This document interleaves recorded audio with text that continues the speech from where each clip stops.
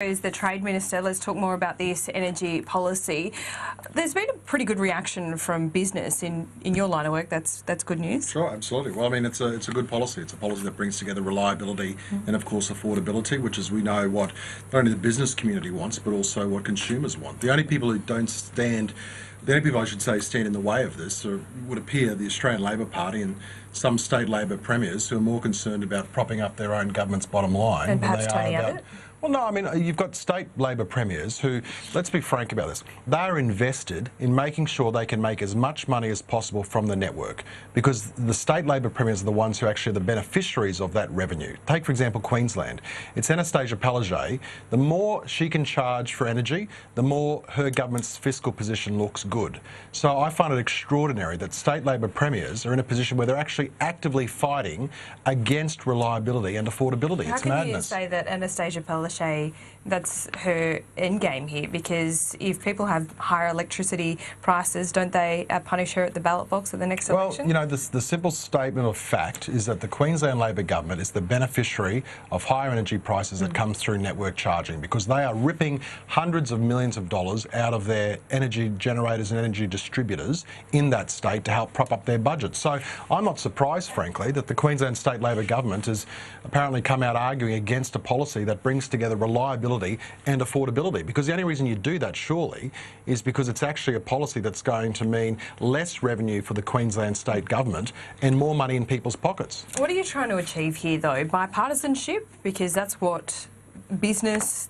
industry is crying out for.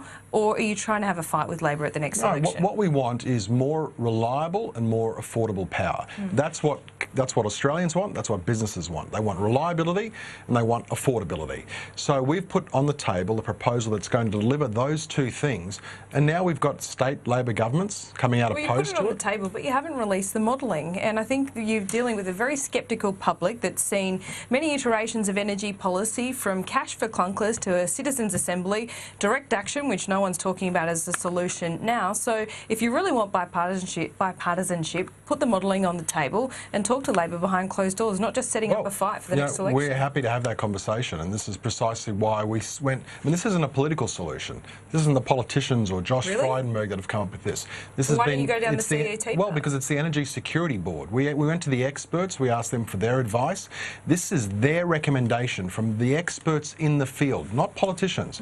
This has come from the Energy Security Board. And bear in mind too, Laura, that the Energy Security Board is actually a creature of the state governments. It's actually a creature that, when these appointments were made, the Labor Party lauded them and said, such terrific people. And now, because it cuts across their ability to secure revenue, they're now suddenly going, oh, well, this is not a good idea. When you go back to your electorate and you've got to speak to pensioners and young families in Moncrief, what do you say to them about what your plan will save them in terms of their bill? Because when it comes to the bottom line here, it's people care most about what they're paying. Correct. So what can you guarantee them? And well, that's what we talk about. We talk about the fact that we have a plan to make energy more affordable and more reliable. But what's the bottom line? Bottom line is we cannot.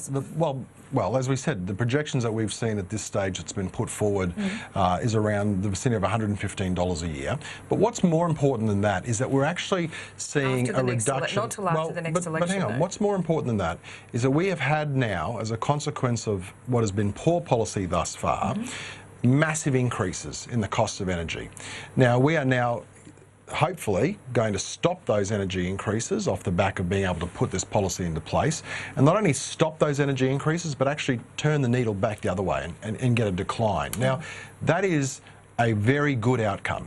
And if we can do that in a context where we're also guaranteeing more reliable power, that's a terrific outcome. Okay, but what are you promising in terms of power prices coming down this year, next year, the year after that? Well, you know what? I'll tell you this. One thing that is absolutely a fact. The sooner the state governments get on board with this plan, the sooner we can deliver savings back to Australians. Full stop. If they want to stuff around, if they want this to drag out, if they want to have arguments about how much revenue it's going to cost in the case of Queensland, the Queensland Labor government, then it's going to take longer to deliver cheaper prices for Aussies. Okay, let me ask about your portfolio a little bit more specifically. Free trade agreements, I know you're working on them with India and Indonesia. Are you any closer? Absolutely. Indonesia's tracking very well. We're hopefully going to be able to conclude a comprehensive free trade deal with Indonesia by the end of this year. We've got 9 free trade deals underway, bilaterally and regionally. You know, the people at the Department of Foreign Affairs and Trade are working really hard on securing these deals. We've got them underway with Hong Kong, with Peru, with Singapore. We just put through the parliament yesterday, with Indonesia, with the Pacific Alliance countries. So there's a really active agenda, because we want to open up trade opportunities, because we know that if we open up trade opportunities for Aussie exporters, we drive economic growth and we drive jobs. Okay, India's a bit more difficult, isn't it? Look, India is much more difficult, and I've indicated that as much. Yeah. You know, I'm not going to just take a deal that's not a good deal for Australia. The only deal I'm interested in is a good deal for both parties. Okay, we'll see. Okay. Trade Minister, thank you for your time.